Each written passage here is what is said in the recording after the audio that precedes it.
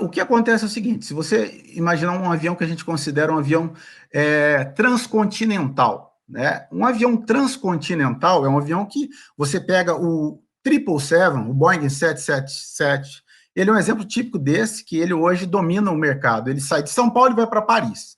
Um avião de longas distâncias, que cruza do Brasil para a Europa, há uma preocupação extrema, não que em outras aeronaves você não tenha, né? Extrema em consumo de combustível, em menor arrasto. Por quê? Porque é um avião que voa 11 horas. Então, se você conseguir diminuir o arrasto em 3%, esse custo operacional, o custo do combustível para um avião que domina uma longa distância, será considerável.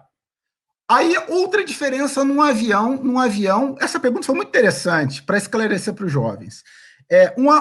Outra questão, um avião que voa a longa distância, não é todo mundo que vai para Paris, mas muito mais pessoas vão de São Paulo para Salvador, certo? Então, um avião que voa para Paris, né, não são tantas pessoas que se movem pelo Brasil como se move do Brasil para a França. Estou dizendo a França porque eu adoro a França, então eu sempre vou repetir. Tá?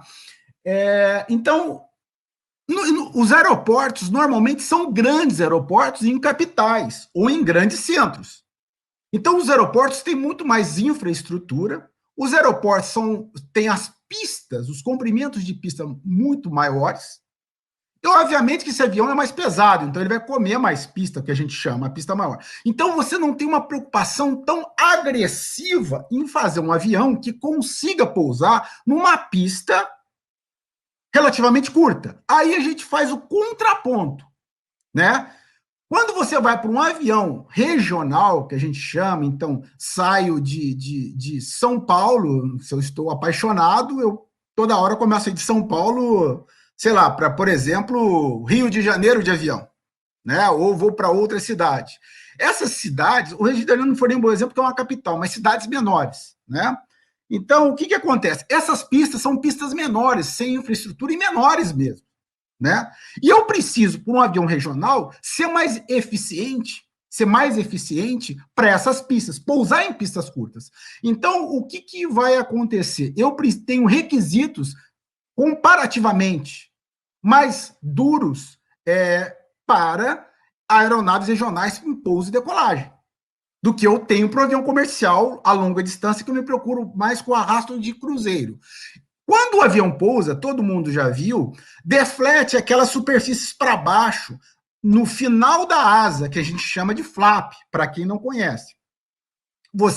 Aquela superfície é um dos pontos extremamente críticos do projeto de um avião. Você faz aquele projeto daquela superfície no grão, né? Então, existem ferramentas numéricas, como eu disse, altamente sofisticadas, e túnel de vento, em que você projeta se a curvatura vai ser um pouco mais assim, se o buraco entre a asa e aquela deflexão, ele tem 2, 3 milímetros, isso faz uma diferença enorme. Aí que a mão do engenheiro está. Você vai fazer para um avião regional, como é o caso da Embraer, que a Embraer já fez, um projeto super esmero, vamos dizer assim, com sucesso, e a seu avião vai conseguir pousar em pistas que outros aviões não conseguem. O que vai acontecer? O seu avião vai dominar o mercado. Eu vou dar um exemplo que, assim, isso é para motivar os jovens, né? Para dizer, nossa, ele está falando uma coisa que ele projetou. Uma vez eu estava indo para Glasgow, né? Eu gosto muito de viajar, e peguei um avião de Londres para Glasgow. Aí o que aconteceu? Eu fui para o London City, que é um aeroporto aqui em Londres. Londres tem vários aeroportos, né? E um deles é o London City. E aí eu peguei um avião em London City, eu estava em Londres, eu vim para uma reunião com o professor do Imperial College, aí eu ia para a casa de uma amiga, e aí eu peguei esse avião. Quando eu sentei, eu projetei o 170 e o 190. Quando eu sentei, eu adoro sentar, sou apaixonado por tudo que envolve aviação. Então, assim, eu sou apaixonado por aeroporto, por ser apaixonado por aviação, mas talvez até mais por viajar. E aí eu adoro sentar, ficar olhando os aviões, abrir um livro e tomar um café. Quando eu olhei, só tinha avião da Embraer, porque os aviões eles vão se enfileirando para ir para a cabeceira de pista. Só tinha avião da Embraer.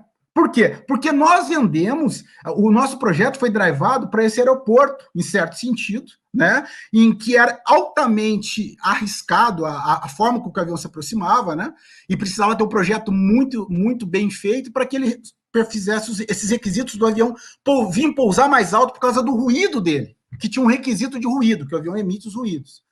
E só tinha avião da Embraer. Eu até tirei uma foto e mandei para os colegas que trabalharam comigo no projeto. Isso é resultado, né, o que a gente diria na filosofia, de uma estética que é para aquilo, de um projeto que é para aquilo.